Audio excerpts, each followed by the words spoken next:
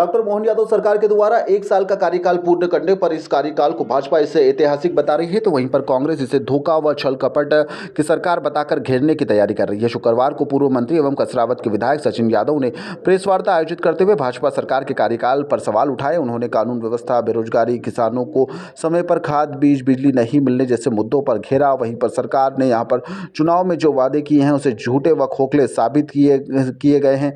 वहीं पर विधानसभा में विपक्ष से जो भेदभाव हो रहा है, विकास कार्यों को केवल जो भ्रष्टाचार किया जा रहा है, नल जल योजना में करोड़ों रुपए के भ्रष्टाचार के आरोप भी इस दौरान लगाए गए।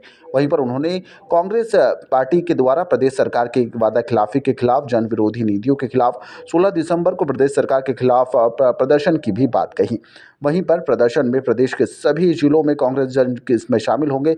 विधायक यादव ने कहा कि बीजेपी के राज्य में कोई ऐसी योजना नहीं है जो बिना पैसे देकर काम उसमें होता हो। बीजेपी के मंत्री, जनप्रतिनिधि इस ओर ध्यान नहीं दे रहे हैं और कहीं ना कहीं निष्क्रियता जो है वह सामने भी आ रही है और यहाँ पर भाजपा का एक भी नेता भ्रष्टाचार के खिलाफ नहीं बोलता है। प्रेस वार्ता के दौरान विधायक केदार डावर भी मौजूद रहे। वहीं पर प्रेस वार्ता की शुरुआत संत श्री सियाराम बाबा को श्रद्धांजलि देकर की गई। देखिए, इस 1 साल में सरकार ने जिन वादों के दम पर ये सरकार में आए हैं, जिन वादों के दम पर इन्होंने जनमत हासिल करी है, एक भी वादा सरकार पूरा नहीं कर पाई। इन्होंने कहा था कि सरकार आने के बाद किसान का गेहूं 2700 में खरीदा जाएगा, धान 3100 में खरीदी जाएगी, जो किसानों की फसलें हैं उसको उचित मूल्य उसका दिया जाएगा, माता बहनों को 3000 रुपए, जो है हमारी लाडली बहनें हैं उनको 3000 रुपए दिए जाएंगे।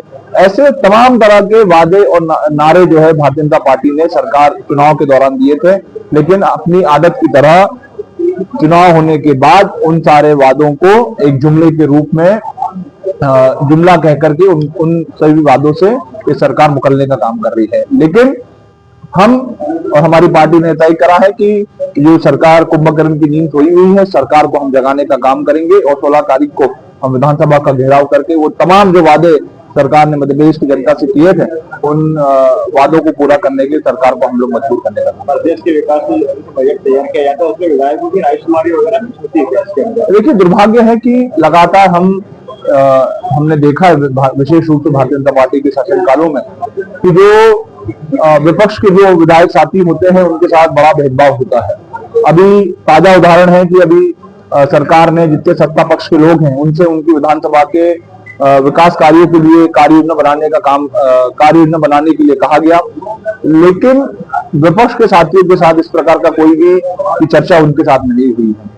ये बात अलग है कि जो सत्ता पक्ष के साथी हैं उनने जो कार्य योजना बना करके भेजी, उस कार्य योजना पर कोई अमल नहीं हुआ। एक चवन्नी भी जो है हमारे सत्ता पक्ष के साथियों को भी नहीं मिला। तो ये इस तरह का भेदभाव मैं समझता हूँ कि लोकतंत्र में और प्रजातंत्र में ये अच्छी बात नहीं है। अगला अपराध को लेकर क्या कहना है? देखिए, बात ये सरकार हमारी, ये प्रदेश जो है हमारा अपराधियों का प्रदेश बनता जा रहा है। अपराध के मामले में हमारा प्रदेश लगातार देश में सर्वोच्च स्थान पर पहुंच गया है।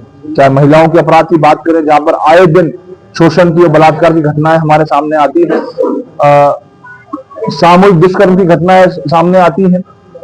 और अगर हम हमारे दलित और आदिवासी भाइयों की बात करें, हमारे अंतिम पंक्ति में खड़े हुए हमारे साथियों की बात करें, तो उनके ऊपर भी लगातार जो दबंग लोग हैं, दबंगई हैं, जिनके ऊपर कहीं ना कहीं शासन प्रशासन का आशीर्वाद है, उनका संरक्षण है और भारतीय जनता पार्टी के नेताओं का, उनके कार्यकर्ताओं का संरक्षण है। इसी कारण से उनके जो हौसले बुलंद हैं और इसी तरह से लगातार पूरे प्रदेश के कोने कोने से इस तरह की घटनाओं की खबरें हमारे सामने आती है। आज को लेकर किसान परेशान हो रहे थे, पत्रकारों ने कृषि मंत्री से बात की तो उन्होंने बोल दिया था कि ये मेरे विभाग का मामला नहीं हो रहा था।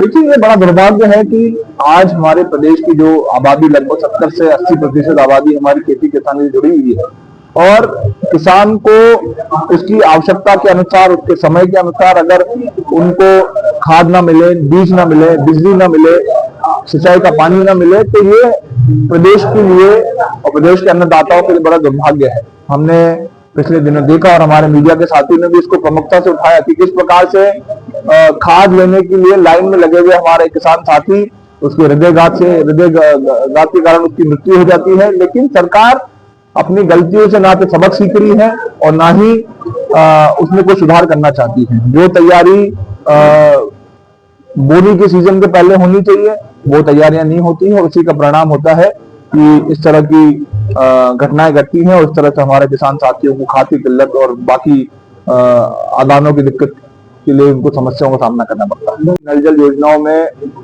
खर्च करी गई है, लेकिन इसका जो लाभ हमारे ग्रामवासियों को, हमारे ग्रामीण जनों को मिलना चाहिए वो नहीं मिल पा रहा है। भारी भ्रष्टाचार पूरे प्रदेश में नल जल योजना में हुआ है। गांव गांव में आप जाकर के देखेंगे कि जो योजना लागू करी गई है उसमें एक तो दूषित पानी दिया जा रहा है। अगर मैं एक उदाहरण दूं कि अगर किसी गांव में 100 कनेक्शन दिए गए हैं तो 100 कनेक्शन में से 40 लोगों को पानी नहीं मिल रहा है और जिनको पानी मिल भी रहा है वो पानी इतना दूषित है कि वो पीने योग्य नहीं है। उसके कारण हमारे जो ग्रामीण जन है वो बीमार पड़ रहे हैं। तो ये कहीं ना कहीं एक मिली भगत है ठेकेदारों की, अधिकारियों की, सरकार की, और इतनी बड़ी जो राशि जिससे हमारे ग्रामीण अंचल के दूर दराज के हमारे लोगों की पेयजल की समस्या का एक परमानेंट समाधान निकाला जा सकता था, लेकिन सरकार को उसकी चिंता नहीं थी और ये भ्रष्टाचार के कारण पूरी योजना जो है गर्त में चली गई है। के लिए सब्सक्राइब करें JSR टाइम्स और साथ ही नोटिफिकेशन पाने के लिए बेल आइकन को दबाएं।